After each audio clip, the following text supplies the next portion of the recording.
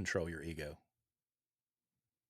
Learn how to stay in control of your ego, and don't let your ego drive you. You drive your ego. That would be it. The thing that gets a lot of people in trouble, even like we were talking about the lone wolf, is, I don't need anybody. Yeah, you do. Yeah, you do. That's ego. If I get off trail, I'll be able to find my way back. That's ego. I know I haven't been rucking, and I haven't been carrying a pack that had 40 pounds in it, but I can do it.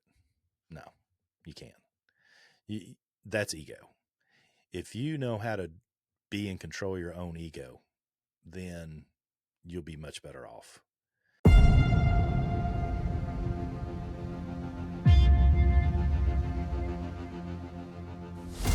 Hello and welcome to the OFFGRID Podcast. I'm your host, Patrick. And today my guest is an author, an instructor, and arguably one of the most respected voices in the survival community, Craig Caudill.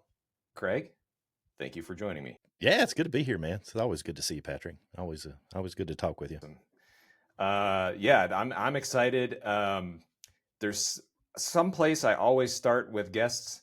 I just want you to take us back to what got it started for you. What sparked your interest in wilderness survival and self-reliance? Tell us your origin story. Oh, so pretty naturally, from Kentucky, grew up in Kentucky, hunting, fishing, all that kind of good stuff. And so being a woodsman was just a very natural thing for me. Took a lot of time outside, farming too. So we raised cattle and farmed and did all the stuff that you do on a farm. And so that is the beginning of being outdoors. If there was anything back growing up when I was a kid that was a little bit different for me compared to others, maybe, is that my family was involved in period correct reenacting. You know, we would dress up pre-Revolutionary War, frontiersmen, Simon Kenton, Daniel Boone, George Rogers Clark, dress up like these guys and live off the land, you know, shooting black powder rifles and carrying tomahawks and knives and all that kind of stuff. I actually, at one point when I was a kid, got paid tips to make flint and steel fires at Fort Boonesborough State Park here in Kentucky, just as a kid, you know. And I mean, heck, I can't remember, man. I was a kid, probably 8 or 9 years old, making flint and steel fires for tourists, you know. And I mean, and they throw me a $5 bill, and somebody every once in a while would throw me. I mean, think about this. So this is in the 70s. Might throw me a $20 bill or something. I was rich, bro. I was. Yeah, it was fun, man. I didn't do that but for one summer, but yeah, that was pretty fun, doing a lot of period correct reenacting, living in teepees and lean-tos, sleeping on the ground, you know, all that stuff. Quite frankly, I've said it numerous times, but all this stuff that people call survival is what I was doing for fun. I mean, it's just what I did with my dad, and I had an uncle and a cousin that we did stuff all the time like that, just all the time. It was just regularly canoeing and just hunting, and, you know, whatever, you know, if we didn't kill anything on a hunt, we didn't eat. So you had to get stuff. You had to know how to hunt and trap and all that stuff. Because your folks were involved in it, how did they get into that sort of thing? Were they? I don't know how they got involved in period correct reenacting, because my grandparents didn't do that. It was definitely something. My dad has 3 brothers, or had 3 brothers. He's one of them's passed away, but the oldest, the one that's passed away, was probably the guy that was the genesis of all that. He was probably the guy that got involved in that some way, shape, or form. Now, my dad and his brothers and my grandparents and great grandparents, they were farmers. And so they regularly, you know, we had a hog killing when I was a kid. Growing up, the whole Caudill family would come together and we'd kill hogs the day after Christmas. And, you know, there might be 5, there might be 25 hogs that we would kill and process. And it would, yeah, I mean, it's fairly common for a lot of the rural people that lived in what we call hollers here, West Virginia and Virginia, Kentucky, Tennessee. You know, that's where country ham comes from.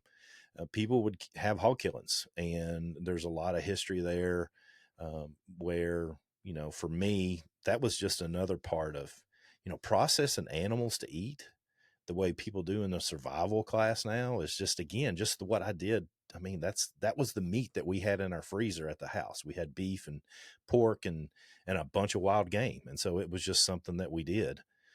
Um, I got away from doing a lot of that when I went to school. I mean, it sounds crazy to a lot of people that know me now, but I have a degree in statistics from the University of Kentucky. My whole goal was to work in the manufacturing environment as a production inventory control manager. That was my emphasis in school, was to study statistics. I fell in love with statistics and resource planning and stuff of that nature, inventory control and stuff of that nature, which sounds completely foreign to most people, including you, I'm sure, to what. Oh, it's set up because it actually informs a lot of what I teach and the way that I write. So I'll get to that in a minute probably, but so I didn't spend a lot of time outdoors, basically deer hunting a couple times a year when I was in college. And then when I got out of college was when a lot of stuff turned on. I started doing a lot more exploring and basically going grouse hunting, deer hunting, squirrel hunting, which really was the excuse to get out in the woods and just walk. And it was one of those times where, I had a girlfriend, but I wasn't married at that time. And so I didn't feel necessarily beholden to anybody else but myself. And so there were a lot of times that I would just go. And you know, if something happened, I end up staying the night, I stayed the night. And if I came home that day, I came home that day. And I just went. Part of that was born out of when I was a freshman, somewhere around that freshman, sophomore time frame. I spent 2 30-day trips in the woods living off the land. And I walked in the woods with nothing but a knife. And those 2 trips were life-changing, good and bad. The first one I went spring, summertime, and it was actually pretty easy because the weather was very hospitable, wasn't hard. It was moderately cool. It was great. I mean, it was fantastic. It was like vacation. Got really overconfident and went back to do it in the wintertime and nearly died. I nearly starved to death, realistically. I'm being very frank that I just didn't know what I was doing at the time. I was gonna ask, what did you said just a knife, you didn't bring anything else? No food, no shelter, no anything, just went out there and did the thing, huh? Just went out there and did the thing with a knife and learned a lot about myself, learned a lot about how the human body works, how the human mind works is a thing that really, I write, anybody that's read anything that I've written or has attended anything that I teach or podcasts like this, know I'm a big fan of survival minds, what I call mindset skills, teamwork, and gear are the 4 puzzle pieces of self-reliance. That's what I teach. That's the foundation of everything I teach. And mindset really was born out of that experience because I found out how strong my mind is to help strengthen me when I need it and how it can be very debilitating if you allow it to be. And so once you go ahead. Yeah. I mean, a perfect example is like, and this is both a physiological and a mental issue, but I kept a journal on the second trip. Well, I kept a journal both times, but I kept a journal. I still have it. And I wrote in the journal about 2.5 weeks in that I saw a giraffe. Okay. In the Daniel Boone National Forest here in Kentucky. And you can tell in my writing, I think I saw it. But as well as I do, that it wasn't there. And basically, afterwards trying to assess that and go, okay, what was happening there? That's what got me to where we are now. Trying to understand all the things like that happened to me, good and bad, and trying to teach people how to overcome that stuff. I first had to learn how to overcome it myself. How do you overcome talk where you're hating on yourself? You're trying to bring yourself down. How do you overcome that? Because you've got to overcome it. That's how people go out there and they feel sorry for themselves and they just lay there and die.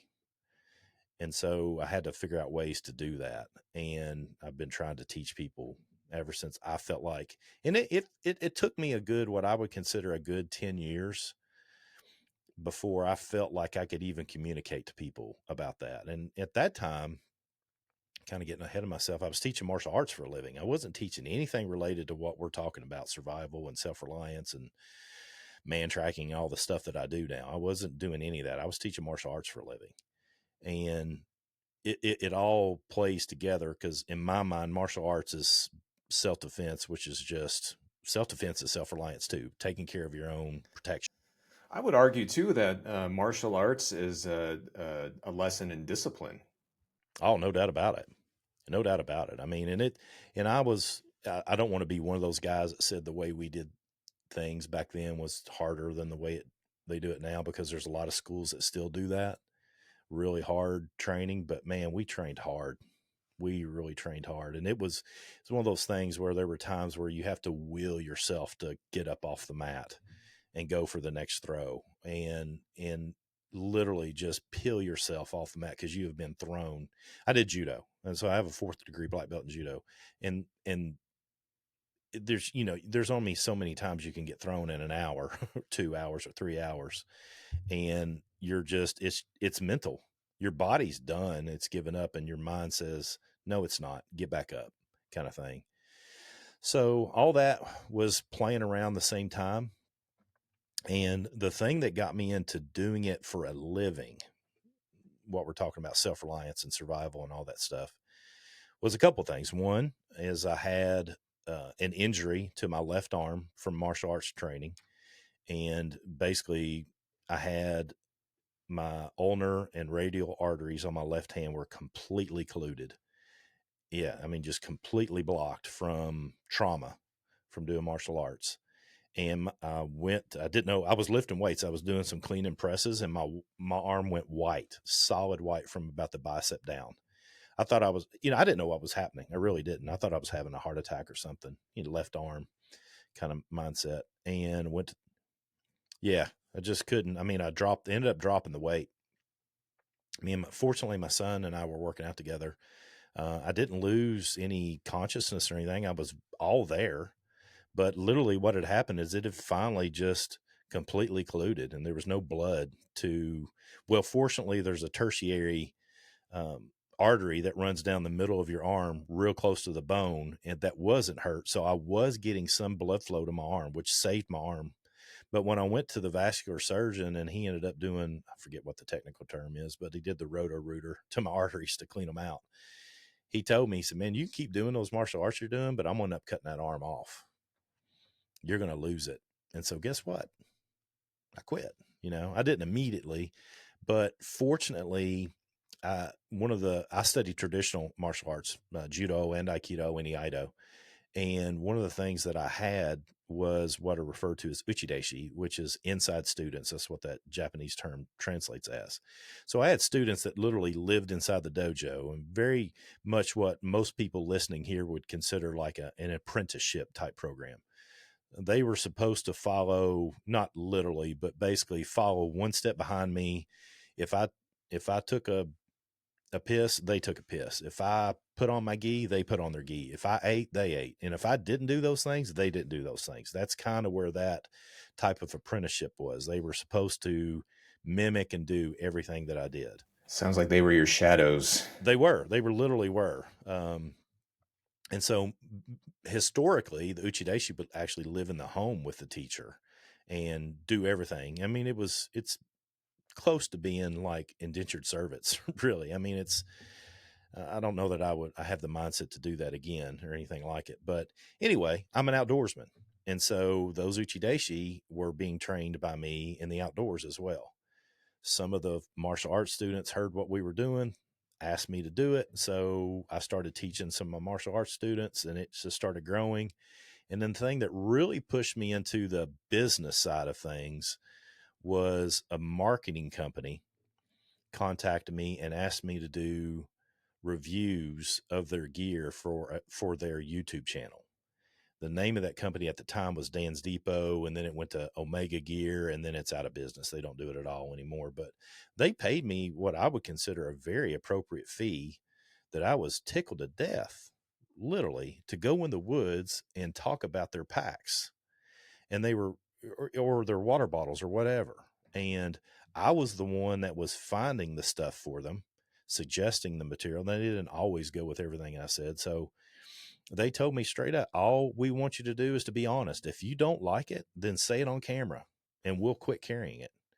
And so it was just a superb position to be in, where I literally got paid to go in the woods and play with gear. For a lot I of didn't, people, that'd be a pretty sweet gig. it was a sweet gig. I would love to have it now. I mean, I do that some now. I mean, some companies will pay me to do things, but at the time, I didn't know that that was even a thing. And so finding out that that was a thing that was done kind of sparked some interest for me. I ended up training with went to some other schools. One of them being Earth School under Richard Cleveland, who was a student of Tom Brown, and he was one of the lead instructors at the Tracker School. And it was one of those times that I went to that school. Richard's a great teacher, by the way. He's a fantastic teacher. And everything we did in that class is stuff I've been doing my whole life. There was nothing new. And I thought, oh my gosh, people pay money to learn to do the stuff I've been doing my whole life. And so I started formulating appropriate plans to do it my way, because I love Richard to death, but there's just some things that I just didn't agree with, and he wouldn't agree with how I do some things. So I started formulating plans on how I could teach things like survival, tracking, navigation, and, naturalist studies and the stuff that I now do. Some of that included finding other people that were better than me, that knew more about subject matter, and bringing them in and have them teach it. Some of it was, hey, Craig, you need to learn how to do this. And so I went to other teachers and continued to expand my training. And you and I've talked about tracking before. I've tracked my whole life, but I didn't know how to teach tracking. So I spent there for a few years, man, thousands of dollars and thousands of hours of training with other instructors just to see how they taught. Because the way up to that point, the way I thought these skills were passed on were from father to son or daughter or uncle or family type training. And when I realized that strangers actually paid strangers to teach them how to do that, I thought, I've got to learn how to communicate as an instructor. And I'm not saying, so we're clear, I'm not saying steal their curriculum. I'm not that type of guy. But how does somebody communicate? How do people set up a class? Does everybody camp on site? Do they not camp on site? Do we dig a latrine, or do we make sure there's bathroom facilities for everybody? Things like that. I mean, how do people do that with strangers? Because that's basically what I do. Is now I've got quite a following. So there's a lot of repeat students in our classes, and I've been doing this since 2006, but now we have basically a family. It's in a community of people, and then strangers that join that family. But there for years, it was, okay, there's 5 strangers here today, and now there's 6, and now there's 10, and now there's 15, and now there's 20.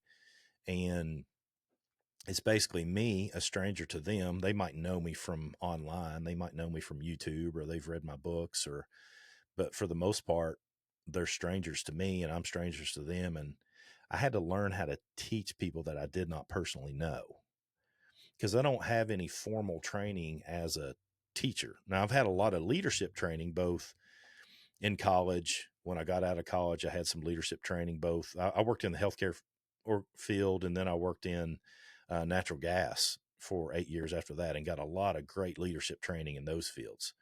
But, and I've always been interested in how leaders work and how leaders guide people, ranging from how do cult leaders convince people to do stuff.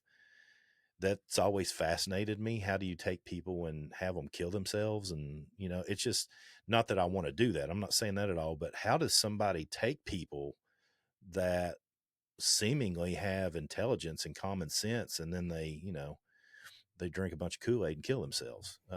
Yeah, the how they wield that influence It's on interesting to people. me. It is interesting. And so, I'm a Christian, and I've always thought, how do I do that in a positive manner so that I can teach people to think for themselves, which is one of the things I wanted to do. Is how do I help people learn critical thinking skills? Well, the way I teach people critical thinking skills is I have to study critical thinking skills. How do I teach people to think for themselves? I've got to study logic and reasoning and debate, and I've got to logic with people, reason with people, and debate people. And then I can teach people to do that. So I spent a long time there, a good 10 dozen years, learning things like that so that when strangers would come in, I could communicate effectively to them as a leader. I could communicate them in such a way that they can think for themselves, which I think is a critical aspect of survival training. Do you think those are skills that you could codify, or do you think those are skills that you develop over time with experience? Uh, I think it's a science. Therefore, I think it's something that you can study with somebody that knows what they're doing, and they can teach you if you have the right instructor.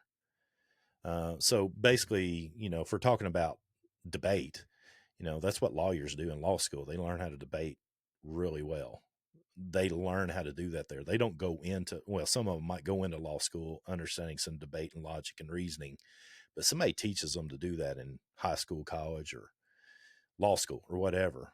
And so therefore I think that is something that can be taught. Now, if you grow up in a household where, we homeschooled our kids, so there was a lot of basic conversations in our daily life raising our kids where they were forced to think like that.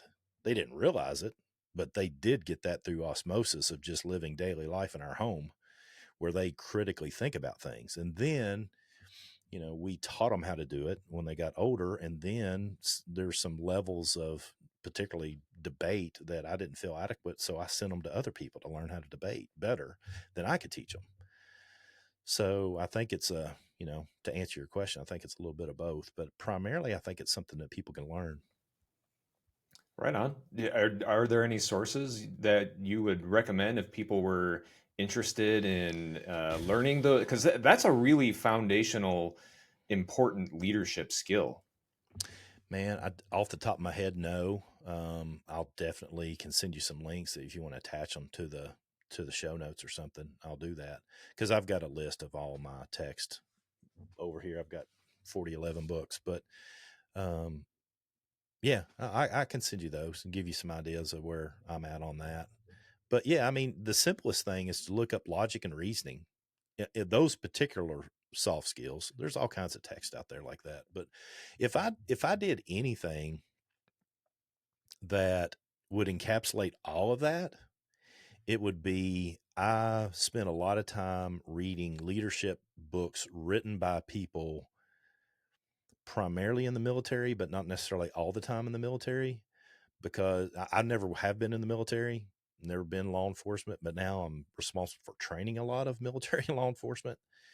So one of the things that I thought I was missing, that I think a lot of people are missing in the survival community, is how to do things under stress. And I think the U.S. military is very good at that. And so there's got to be some level of, NCO level leadership, and then there's officer level leadership, visionary type leadership too.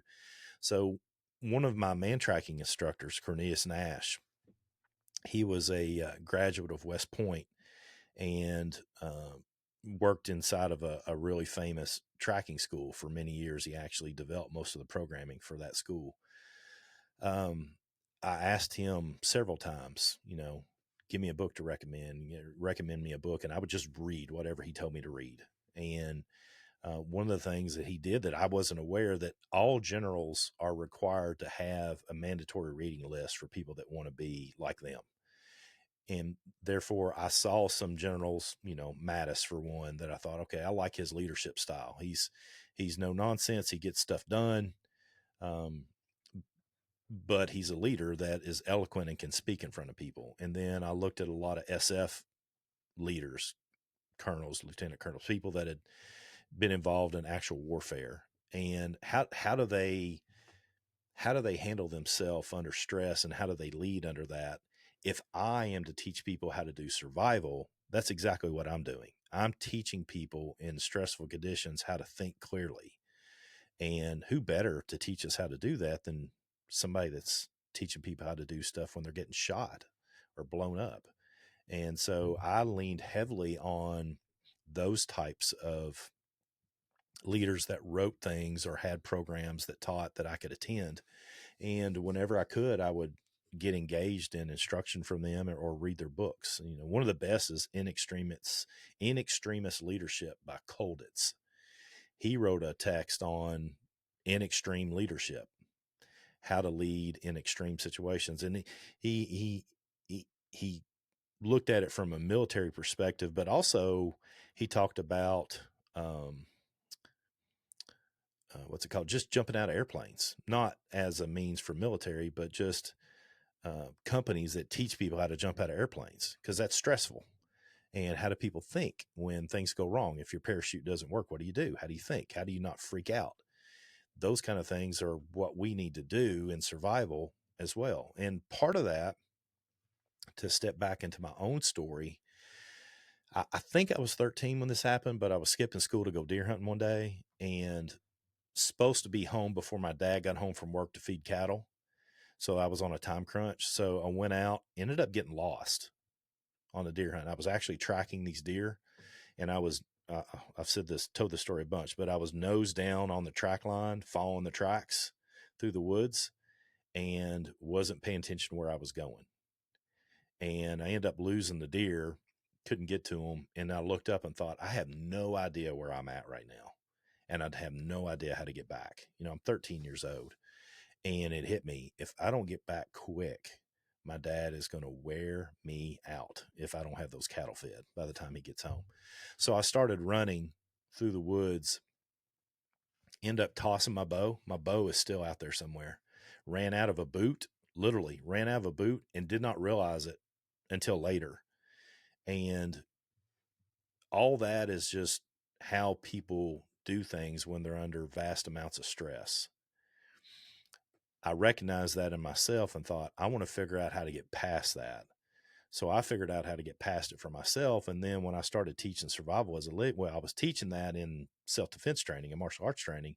And then as I started teaching more and more people in survival and self-reliance, bushcraft, man tracking or whatever, animal tracking, then I started implementing those things that I'd learned from my own experiences, that I'd read from other great leaders that had written about it, formulated my own way of doing it, and started teaching people how to do it. Do you have any advice for people who, because getting lost is one of the most stressful things you can Mm-hmm. experience. If it's never happened to you before, you get this surge of catecholamines. There's all these sorts of crazy chemical processes on, and it's designed. It's the fight or flight or Sure. freeze response. It's designed to keep you Mm-hmm. alive, Mm-hmm. but it can be disorienting. Without a doubt. Do you have any advice to overcome that? Well, several things. Yeah, for sure. One is recognize that it's happening. And so I like to point out what tunnel vision is, for example, what auditory exclusion is, how to recognize that your blood pressure is increased, how to recognize that your heart rate is increased. And if you recognize that all these things are happening to you, then you are in that schema, if you will, the way your brain is in that schema of fight, flight, or freeze. And if you recognize that, you need to take corrective measures. The way I simplify it all, because another thing that I picked up out of military training that I like for working under stress is acronyms, is how to simplify things in your mind so you don't have to think through a page of a document of how you handle yourself. And one of them that I straight up stole from the military was what the military calls STOP. I added an A to it, and I'll explain that. But STOPA, stop, think, observe, plan, and actively stay alive. That's the A that I added. Act, and the A there is act. Actively stay alive in your head. Do something in your head that says, okay, stop what you're doing, think about what you have on you, observe your surroundings, make a plan, and then do things actively in your head to stay alive. That really was born out of one of those 30-day experience where and I'm just being very frank with your audience, is there were times where I wanted to kill myself. The second 30 days, I thought the best thing for me to do is just die. And that's not the answer. That was not the answer then, and it's not the answer now. And now that I train a lot of people that are suffering from post-traumatic stress, because I have a program that I work with, a nonprofit, where we do that with veterans and first responders, I understand the mindset there is you've got to have a reason to stay alive. And so that's what the A is there. You've got to have STOPA, which is a simple way when you recognize that all these physiological things are happening to you. That's check number one. Okay, it's happening. I recognize that it's happening. Number two, do something about it. What do I do? STOPA, stop, think, observe, plan, and actively stay alive. That way I have a definable set of things that I do. And when I'm teaching people, that's exactly what I do in classes. It's no secret. I don't have any real secrets on how I do things. Like this past weekend, we had an advanced survival course, single digits, several inches of snow for us here in Kentucky, pretty inhospitable conditions for people that are new to doing that type of training. I said, okay, they show up. They don't know this until they show up. Tonight, you're staying by yourself and you don't get a fire. Make it happen. And I've taught them in level 1 class, the first thing they do is STOPA. Stop, think, observe, plan, and actively stay alive. So they start immediately. They just step off. They stop what they're doing so they can collect their physiological self. They think about what resources they have with them. They look in their surroundings. They observe, what can I take from my surroundings to make it better? Make a plan, then act. Just do it. And that's a simple way of explaining the answer to your question, because you've got to have something that is, it's got to be relatable to you, and it's got to be retainable by you under stress. That's the hard part, is teaching people information such that they can they can understand it, they can relate to it, and they can bring it out of them when they need it. And that's the hard thing, so that people don't think, okay, I'm stressed, and they just go, they do the flight thing, and they're not thinking clearly at all. So there's got to be something there that gets them out of that, yeah. Can we go down a rabbit hole a little bit? Let's go. Because so many of the things you're describing, they're physiological things that are affecting them on a psychological level. And when you were going through your second time in the woods, Mm-hmm. 30 days, and you were thinking it'd just be better to end it, how much of a factor do you think, you weren't taking in carbohydrates? Your body is switching over to some form of ketosis, right? There's all these Right. different things going on that affect you. Like, people throw the word hangry around all the time, right? Yeah. You're hungry, it affects you. If you're used to Sure. being caffeinated all the time and you don't have Right. that, it really affects you. How much of that plays a role in these experiences that people go through, and how much do you think that was a role in your mentality at the time and what you were going through, A including lot. seeing a giraffe? A lot. So no doubt about it. The reason I saw the giraffe is because I was hallucinating from starvation. That was a physical thing that was happening to me.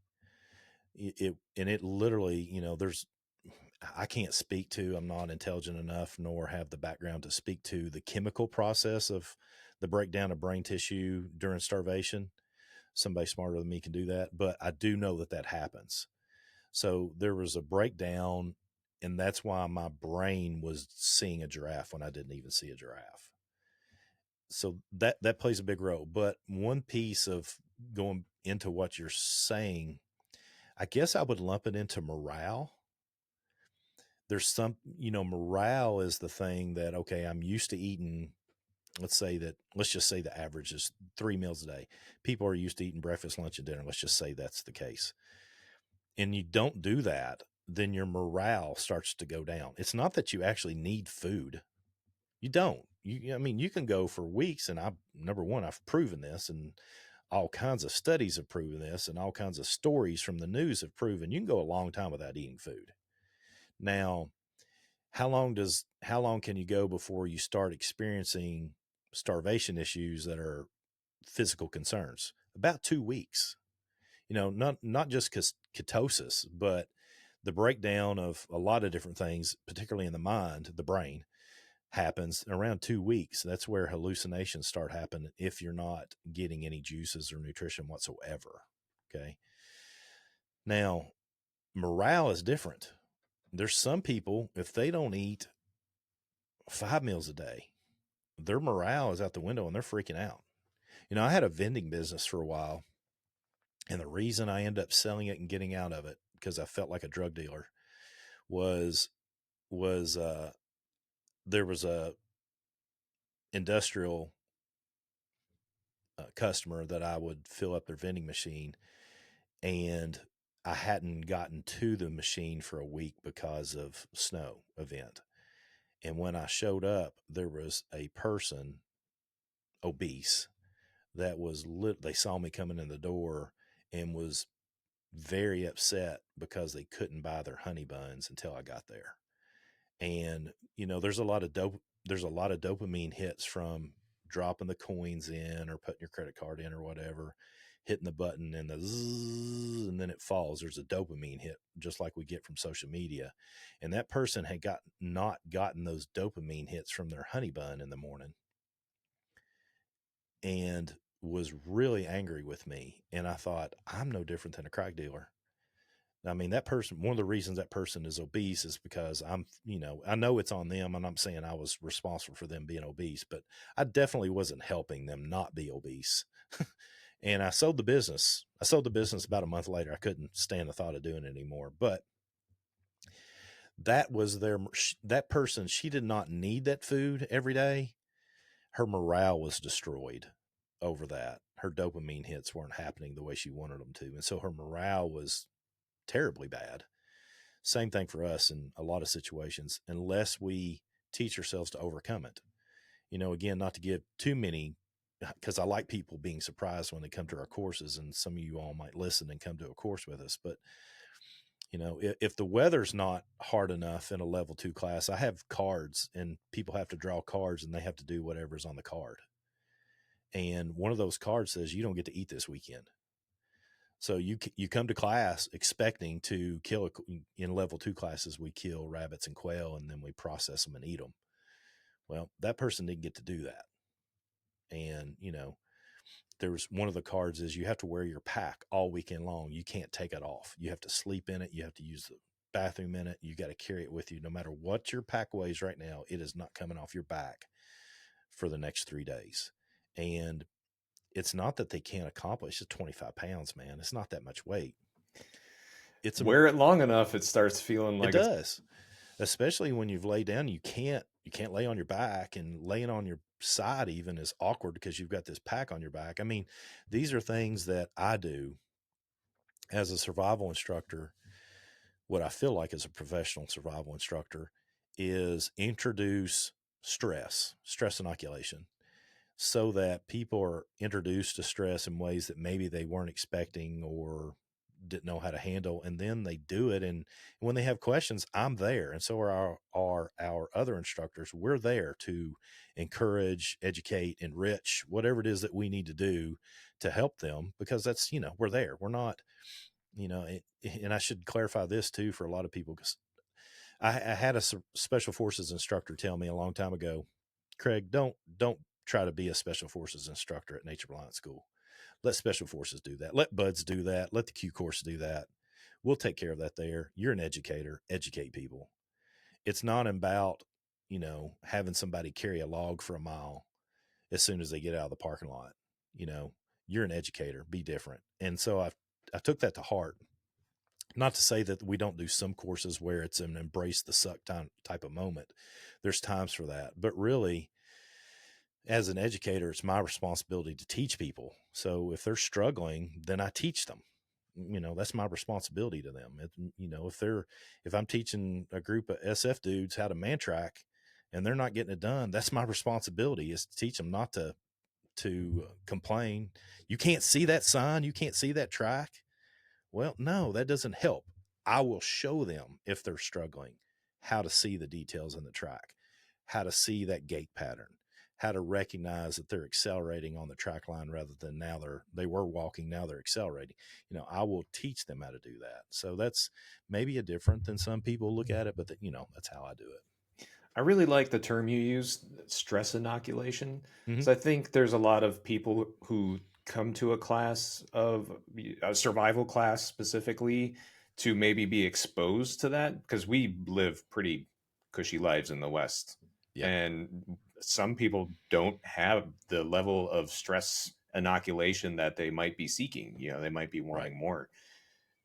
What would you recommend to people at home listening to this? Maybe they don't have the money to go to a survival course, or maybe they just want to experiment with the concept. Steps. How would you recommend just Got a getting great those answer. doses of stress inoculation? Take steps and add to the stress over time, and don't expect to do it immediately. Especially, this is where I see a breakdown happen a lot. You've got let's say you've got a family of 4, husband, wife, and a couple of kids. All right. The, typical nuclear, average nuclear family, if you will.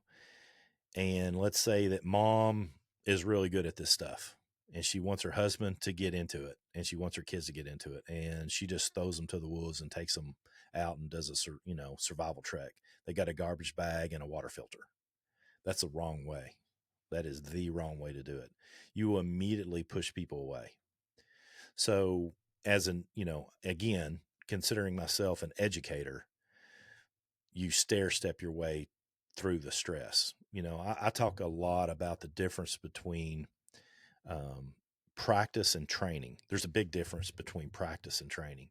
If I get a new ferrocerium rod, I might practice with it and play with it. And then I'll add stressors to it. Like I'll go out and do it when it's cold and my hands are cold.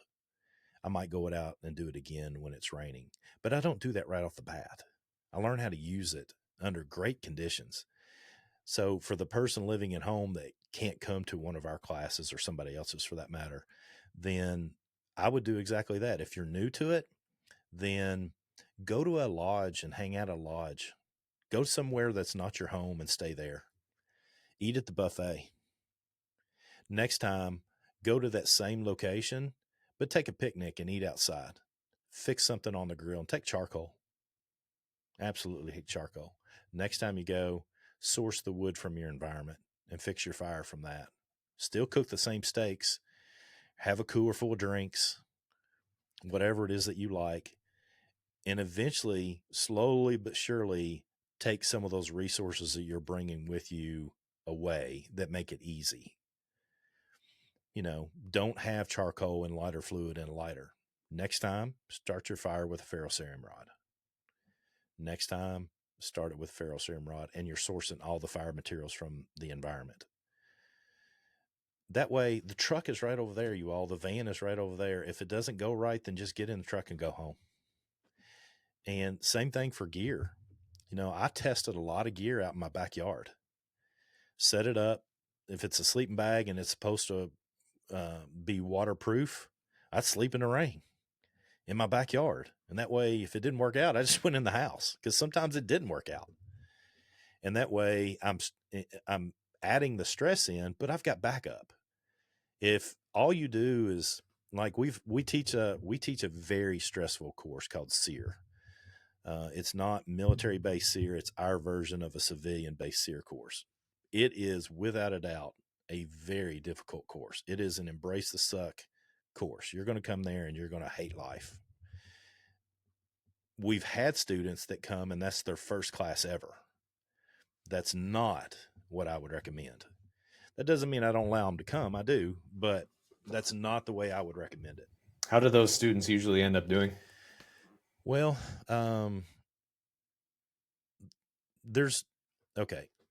just to talk about the way we do things a little bit, which will answer your question. I feel like if people are dropping out of a class, that I have failed as an educator. Either I have not informed them properly before they arrived, or I'm not supplying them with proper education while they're there. Okay. Because they dropped out for whatever reason. It's called managing expectations. I tell them what to expect when they come, and then I produce that when they get there. In SEER, I fully expect there are going to be people that don't make it through, because it is that hard. It's that hard. There have been several people that was their first course and they did fine. Now they might have cried a little bit. They might have got their feelings hurt a little bit, but they made it through. There's others that it was their first course and they didn't make it through. I mean, we had one this past year and a guy didn't make it an hour. And this was a dude that was, now I won't even go into his background, but the guy had a background that he should have been able to do it no problem, but he didn't make it an hour. And it's just interesting. So you yourself and your mind are an incredibly powerful thing. Your mind is an incredibly powerful thing, and it can set you up for success or it can set you up for failure, one or the other. And if you have taught yourself how to fail and you put yourself in a stressful condition, your mind will help you to fail. Have you noticed any common causes of people pushing the red button to tap out? It doesn't happen often. The only class that happens in is SEER. Most of the time, it has nothing to do with the physical exertion of it. It's all a mental thing. It's how they cannot overcome their self-depreciating talk. I mean, I definitely, what happens at our SEER course stays at our SEER course. So I don't want to talk too much about it, but it's the negative self-talk that gets them every single time. How long is that course? Friday to Sunday, two Okay. overnights, 3 days. Okay. But yeah, it's that. It is that self-talk, that negative self-talk. And we've been very, very fortunate, feel very blessed to be able to work with Camp Hero here in Kentucky. That we have grant funding from Orica International that is funding us to teach veterans and first responders that are dealing with post-traumatic stress issues. And I take them out and do wilderness stuff with them. And so we have therapists on site at the time too. And so we have good opportunities for people, if they want to talk, they can talk to a therapist. And there's a lot of discussion that happens around a campfire about how to overcome that self-depreciating talk, because it can get you. And you've got to, it's no different than what I was saying earlier. The first part of it is just recognizing that it's happening. And once you recognize that is happening, you can seek help on your own or seek help from a therapist or a friend or a buddy or whatever. That's why it's so important for us to reach out to our friends, our family. Hey, how's it going? If you hear, if you've got a guy or gal that's in your text group and you're all always texting stupid memes to one another, and then all of a sudden you don't hear from one of them for a couple of days, reach out to that dude. Hey man, what's going on? You doing okay? I mean, don't ignore that crap. I mean, that's what friends and family are for. I mean, we need to reach out to one another, because again, one of the things that I mentioned earlier, and I went through it so fast, but the foundation of what we do is mindset, skills, teamwork, and gear. Mindset, we've talked a lot about mindset, which is cool. Skills is all the stuff, tying knots, building shelters, building fires. Teamwork is critical, absolutely critical. And it gets overlooked in survival training more often than not.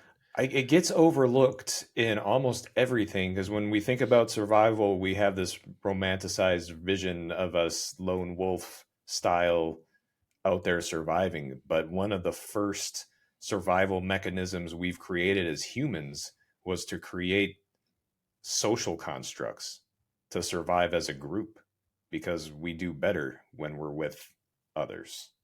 You couldn't have said it any better, Patrick. I mean, the whole, and let me be, I try to be really nice in my talk, the way I communicate things, but the whole lone wolf mentality is stupid. It's absolutely stupid. And you'll see that a lot in groups. I give you a real world example is we had a survival class back in the fall, a level 1 course. And there was a lady who was scheduled to be there that was literally right in the middle of all the garbage happening down in North Carolina with the flooding. And she actually got the ability to send a message out and said, Craig, I don't know if I'm going to be able to make it, but I need that training. And I was wanting the training for events like this, and I need it. So I'm going to do everything I can to be there. She ended up coming, and we took the opportunity. I asked her, and she was very open to doing this on Saturday night of class, to just have a sit around the fire and go, okay, let's ask her questions about real world, what happened. Because I mean, this is a lady, super nice lady, that was, her house is here. There's a creek there, and the house that was across the creek that she was friends with those people, that house is not there anymore, and neither are their cattle, and all that stuff is washed away and gone. Can you tell us about that? Because I'm sure there's plenty of people who are, I don't want to say it in like I don't want to make it sound like it was this great learning experience, like this was it was a tragic learning experience. Well, here it is. I'm going to summarize it in one simple concept: teamwork. If she fortunately had a generator that worked. Couple of people up the holler from her did not. Somebody over the mountain had a ham radio with an antenna on top of the mountain. They climbed the mountain and talked on that ham radio. Some people didn't have a chainsaw. Well, she had a chainsaw. And it's teamwork, Patrick. Oh my gosh. It's the opposite of the lone wolf mentality. And, I had people that I train and people that I'm friends with that responded here in Kentucky a few years ago. We had massive tornadoes in Western Kentucky. 2 years ago, we had massive flooding in Eastern Kentucky. We had this similar flooding in Eastern Kentucky like they had in North Carolina. And the thing that comes out of it every time, and man, if you're listening to me talk, you need to listen to this. Stick your hand over the fence and shake your neighbor's hand. Take them some cookies. Meet up with them and talk to them. Find out who your neighbors are. If you live in a cul-de-sac, you need to know who's living in your cul-de-sac. You need to know them. And if you don't, you're making a mistake. Because if disaster strikes, you're going to be forced to work with them. So why not go ahead and start that process now? If you live in a rural community and the closest person to you is a mile down the road, then take them a watermelon from your garden or something so you can get to know them. Because if tragedy strikes, you're going to be forced to work with them. That's just the way it is. That's just the way it happens. And there are people that are listening to me going, I've got all my preps and everything's good. You don't. If a tornado rips your house and it's gone, you don't have any of that. Just look at the fires in LA right now. Yes, it's absolutely 100% true. You've got to have redundancy. You've got to have the go bag. You've got to have the stuff of, oh crap, there's fire getting ready to destroy my home. I've got a bag. Let's take it and go and leave and go somewhere, and have a plan on where you're going to go. To answer your question, what did she say? It's that. Learn how to work with other people and develop a community. And a simple way of doing that, for me, this is what's happened to me. I've got a neighbor, has no skill or understanding of all this stuff, survival and disaster readiness. And right after he moved in, we had a storm where we lost power for like 4 or 5 hours. It was not that big of a deal. And he knew what I do and my background and everything. And he came over, he said, hey man, do you have a battery backup? Because I've got an aquarium and I need it to continue to run. And I said, I do. And I handed it to him. And as he's taking it, I said, you can use it, but I'm going to require you to study with me. Do you want it? Because I've got a free online course, right? And so I made him take that course after he took my battery. And now he's better prepared, right? He's much better prepared than he was. And I've done that with other neighbors as well. Now, there's other neighbors that think I'm a cuckoo for Cocoa Puffs, and and they don't want all that. They don't see the need or the importance of that. I fly an American flag in front of my house, and so that turns some people off. But those people are going to hate me no matter what. I can't reach them. But the ones that I can reach, I'm going to reach. I'm going to try my best to reach them. I want to play devil's advocate a little bit, just because I'm a little bit of a contrarian sometimes. And when when I hear this, I've I'm a firm believer of teamwork. The teamwork makes the dream work. Everything goes smoother. You can rely on other brothers. You can use somebody else's strength to bolster somebody else's weakness. It's a fantastic thing.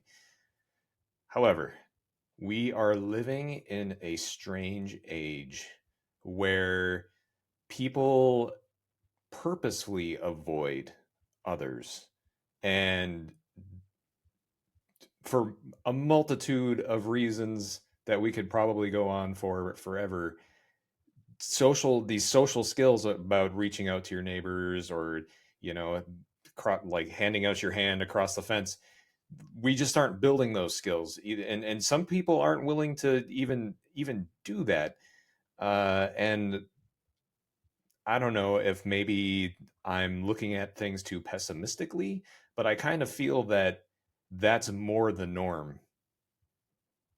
This antisocialness is more the norm, and the people who are willing to work together are the exception. How do you think we overcome that? And I mean, does it take a crisis like an entire 12,000 buildings and the biggest city in California burning down to overcome that? What how do we move past that, or how do we reach those people who are just, they, for some whatever reason, they just, it's not their first action to do.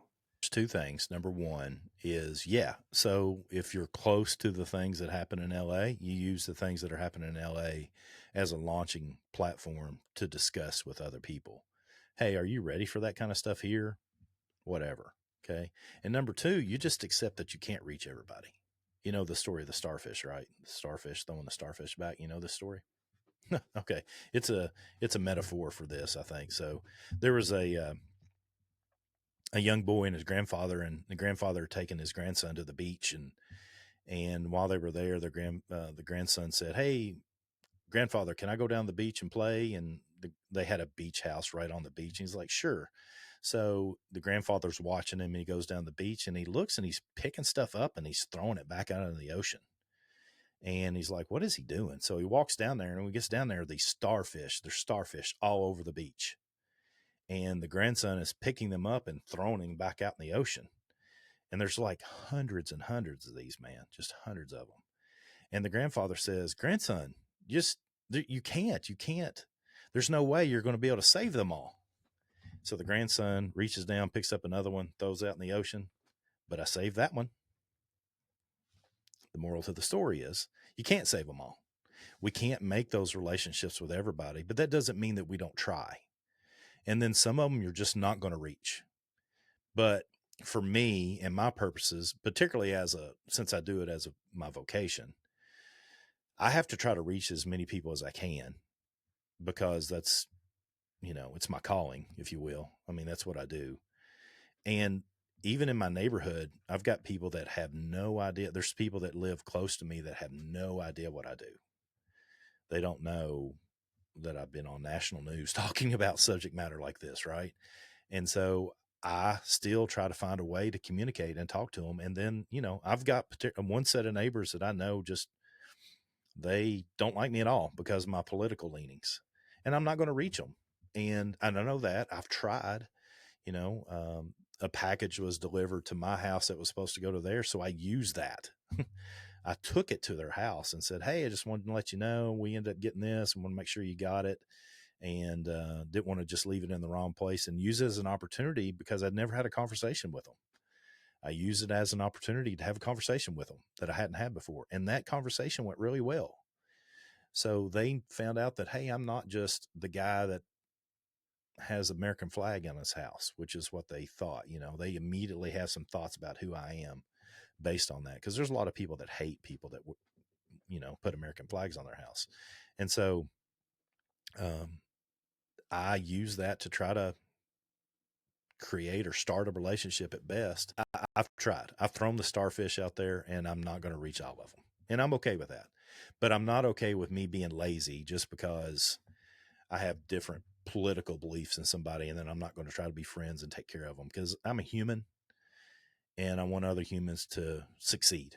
And so I want to do what I can to help people. Speaking of that, your school is Nature Reliance. Mm-hmm. How did you get that started?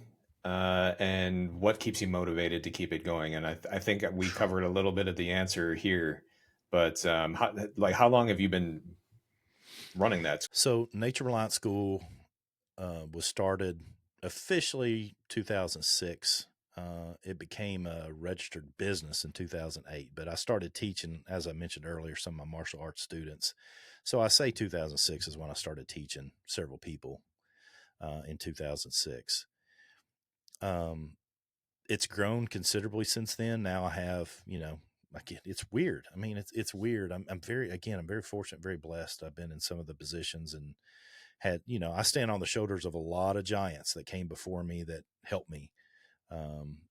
It's just weird that 2006, it wasn't a thing. And now we have contracts with the federal government teaching things, to me, so it came slowly and surely. One of the things that helped me tremendously is that marketing firm that I mentioned earlier. One of the things they told me to do from a marketing perspective to gather bigger influence is they told me to write a book. Craig, if you write a book, the day that it gets published, you're an expert, and you might not be any different than you were the day before, because you won't be. But when you write a book, you become an expert. I think some of that is being lost now because of what we were talking before we got on the air here, because of AI and crap like that. But again, and that's one of the reasons I'm very thankful for you guys. Let me write for you all and let me be on the podcast to talk about these things, because we need more of this. But I'm getting off subject here, but that was true. It worked. I mean, I wrote a book and it was really successful. And now I've written 8 books and or field guides. So that has helped tremendously to gather a much broader audience. And then, a lot of what happened was things like I would get interviewed by the high school newspaper, which the next time I got interviewed was by a TV station in Lexington, Kentucky, which is much bigger than my hometown. I was on the radio station with, here in Winchester, Kentucky, 40,000 people, and 200 people heard me. And that grew, and I just kept doing it and developing my skill set to communicate like that. And now I've been interviewed on CNN and Fox News and been on America's Most Wanted and been a survival consultant on 2 very big TV shows that I'm not allowed to talk about yet. But I mean, it's just all that stuff, started somewhere, and I just rode the wave as much as I could. I think the thing that, to go back to the second part of your question, that keeps me going, and I told students in the class this past weekend, I've been doing this stuff my whole life, and the thought of going out and sleeping on a cold ground in single digits sucks. I've done it so much. I don't have to prove anything to anybody anymore. I don't really care what people think of me personally. But I also know that there might be somebody coming to that class that was me back in 1975, when me and my dad were sleeping on the bank of the Red River and all we had was a piece of plastic and a sheet. And I'll never forget that night. I will never forget that night. It was one of the greatest nights I've ever had in my life. And who knows when some class that I lead is going to be that night for somebody else. And so that kind of stuff keeps making me go back, because, I want to create those types of memories. I want to create those settings where people overcome their self-imposed limits and they just crush them, and they get, people sleeping in an apartment or their home and everything's fine. They got a bed. And now Friday night, Craig has put them out with 25 pounds of gear or less with no fire by themselves, and they do it. That's me sleeping on the bank of the Red River, right? That's what they just did. And they think, if I can do this, then there's a lot of other things I can probably do. And so that is a microcosm of why I do what I do and why I keep doing it, because I know without a doubt that what I, building upon the things that the great teachers that have taught me, and now the other instructors that are part of my organization that surround me as a collective, we're doing that for a lot of people. And it's actually very humbling, quite frankly, to know that we created something where people just crushed their self-imposed limits, and it created a memory that, they're going to go to the grave with. And we created it. And I just feel very humbled by it, quite frankly. And I love being that. Now, sleeping out on the ground, if I can avoid it, I won't. But I mean, here in 2 weeks, I'm leading though. I mean, with all that said, 2 weeks, February weather here in Kentucky, we could have snow. It could be single digits. And I'm walking out in the woods with about 5 or 6 people and all we're going out in the woods with is a knife. I'm teaching people how to do what I did when I was young. And that's, I'll do what. What do you say to people who might be anxious about taking a step like that? Because when you talk about, hey, we're heading to the woods and all you're taking is a knife, that can be intimidating. Is intimidating. Build in backup. So we do something like that. Like back when I started training military contracts, one of the things that was required of me, and I just didn't know that this was a thing, this is a long time ago now, was I had to submit a risk assessment, risk management policy before I ever taught the first second of class. And I had to come up with every single thing that could go wrong, and I had to have an answer for it.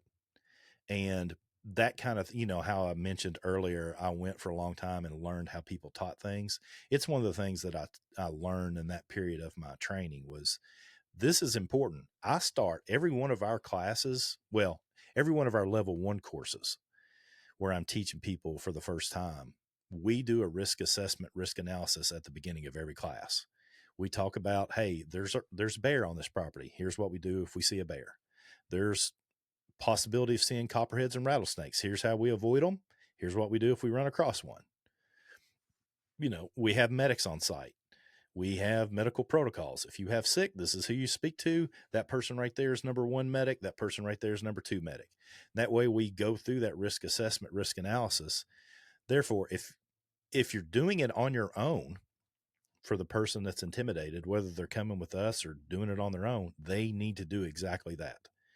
Don't have normalcy bias and assume that everything's going to go just fine. Assume that problems are going to have, work through what those problems are and the solutions for them, and then you're ready to go. And if you don't have solutions for those problems, don't go. If you don't have an extract plan, if you don't know how 4 miles off the road from the nearest EMT paramedic, there is no road where you're at, and you don't have an extract plan, then you're a fool. You need to have an extract plan. No good military team's is going to go out without that. They're going to have an extract. They're going to know how to get out of there if bad things happen. And again, I've never been in the military, but I feed off of people who think like that all the time. So, anybody that's listening, if you're doing it on your own, don't do what I did where I walked off in the woods by myself without any backup. I tell my students all the time, it's one of the dumbest things I've ever done in my life. It was very foolhardy. It was stupid. I was young. I didn't know what I was doing. I didn't have any backup. It was back before cell phones. I didn't know what a radio was. I just walked off the woods and told my roommate, hey, come pick me up on 30 days on this date. I'm going to be at this place. Come pick me up. That was my backup. I could have died 2 days after walking in the woods and he wouldn't have known it for 28 days. So I want to be very clear. I try to be direct on stuff like this. That's stupid.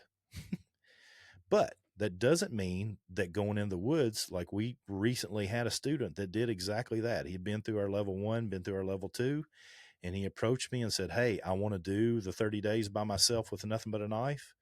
And I was like, okay, you've got me and you got one other person that is your backup. You're going to have to report to us. This is how you're going to do it. This is when we expect it. And if we don't hear from you, we're coming to get you. And he did it, and he did well. Now, I've had several other students. He was the first one that's ever done it and succeeded. We've had several other students that have tried it and didn't make it. But the way this guy did it, he didn't need us at all. He never needed us one single time, but he did have the backup of us in case he twisted his ankle or something. He needed help, and we were there to be able to help him, but he didn't need it. So, he did it. Pretty big accomplishment, really.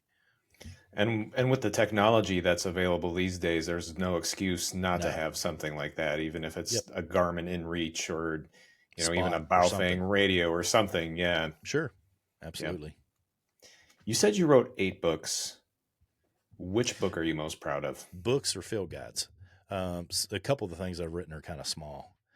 Oh, man, proud. Which one am I most proud of? Man, that'd be a tough one.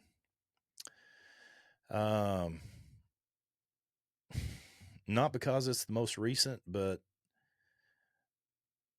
I would say my most recent one, Traditional Bushcraft. It was the most physically demanding one I wrote, because in that particular book, I built 25 different projects. And so not only was I writing a book, I was building these things with my bare hands. One of the things that I thought was missing from bushcraft, there's a lot of great bushcraft books out there, but most of them have sketches or drawings in them. Not a problem. I'm a big fan of sketches or drawings. But quite frankly, it's just a fact that a lot of those are there, and the person that wrote the book never did that thing. They just had somebody draw a sketch of it. I'm not going to call anybody out, but I'll leave it at that. You can't say that about my book. I built every one of them, and my wife took photographs of it all the way through. And so you've got me building these things in front of you and writing about it. That book was the most physically demanding, so I'm pretty happy with it. The most educational book I got is my first one, Extreme Wilderness Survival. It's everything that we've talked about here today. It's all in that book. So that's the good foundational book. So I think probably the most helpful book that I've written is that one. If you only had enough time to give somebody just the most golden nugget of survival wisdom that you could pass along to them, what would it be? Control your ego. Learn how to stay in control of your ego, and don't let your ego drive you. You drive your ego. That would be it. The thing that gets a lot of people in trouble, even like we were talking about the lone wolf, is, I don't need anybody. Yeah, you do. Yeah, you do. That's ego. If I get off trail, I'll be able to find my way back. That's ego. I know I haven't been rucking, and I haven't been carrying a pack that had 40 pounds in it, but I can do it. No, you can't. That's ego. If you know how to be in control of your own ego, then you'll be much better off. That's a survival nugget that, quite frankly, more than anything else in the world, I've learned as a man tracking instructor. Because in my opinion, if you have a lot of ego, you cannot track. When I'm teaching tracking, I always say, you've got to listen. You've got to let the track speak to you. And I'm not saying hocus pocus. I cannot put my preconceived ideas on what is happening in the track line into that track that I'm seeing. I've got to look at that track, assess it, pull that information out, make observations and interpretations of what I see, and then move on it. I can't go, okay, I think they're running. I've got to see toe dig. I've got to see the dish. I've got to see an abrasion at the toe.